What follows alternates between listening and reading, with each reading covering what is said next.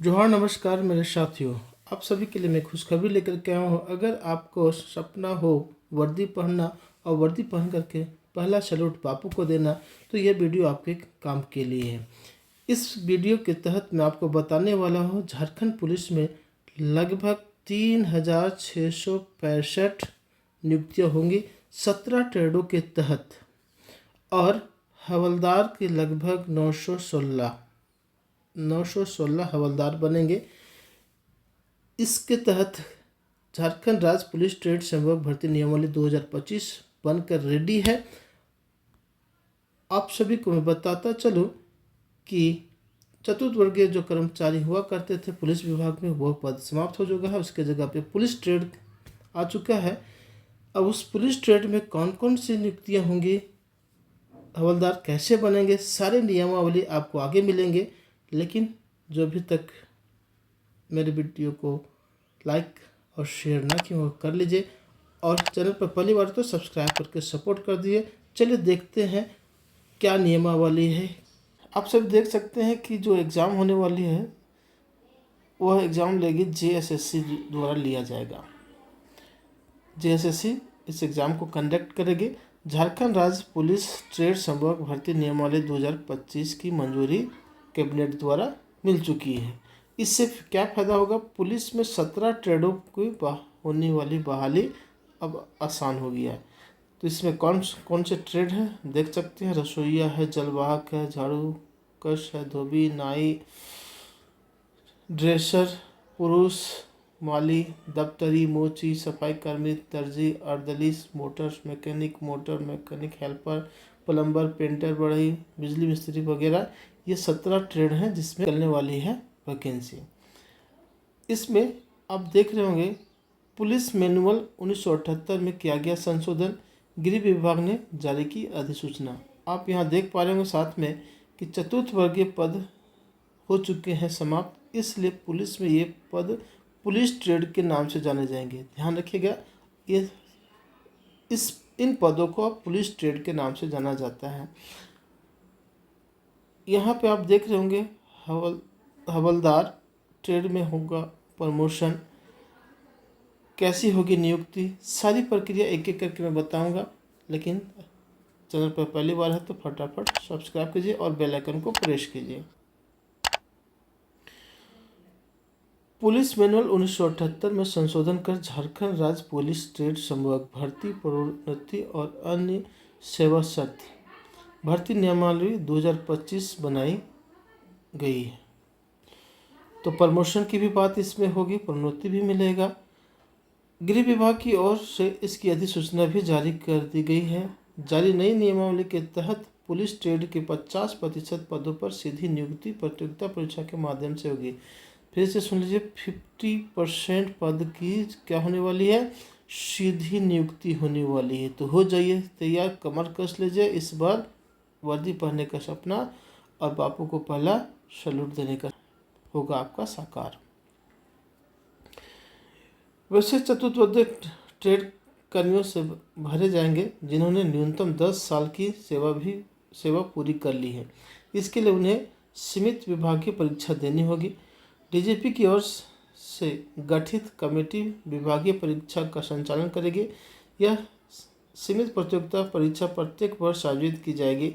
सीमित प्रतियोगिता परीक्षा का प्रावधान तब तक प्रभावी रहेगा जब तक चतुर्थ वर्गीय ट्रेड कर्मियों के पद सीमित प्रतियोगिता परीक्षा और सेवानिवृत्ति आदि कारणों से पूर्णतः समाप्त नहीं हो जाते। मतलब जब तक पूरा फिल ना हो जाए तब तक प्रत्येक वर्ष एग्ज़ाम होता रहेगा, परीक्षा होता रहेगा और वैकेंसी चलते रहेगा।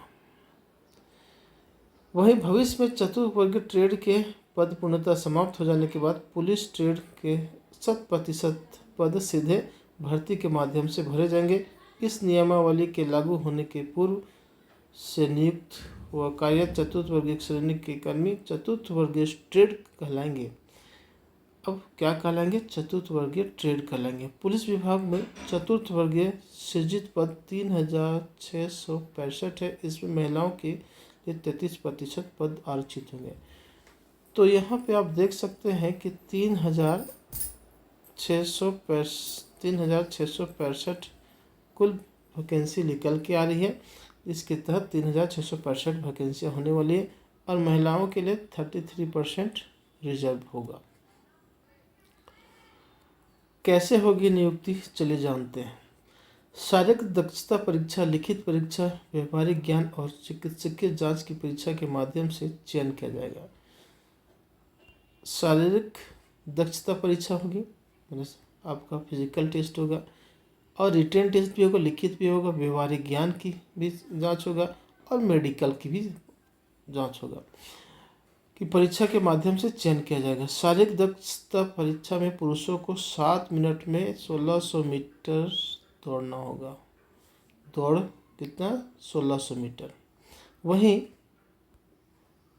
महिलाओं को 10 मिनट में 1 मील यानी 1600 मीटर दौड़ना होगा। महिलाओं के लिए 10 मिनट।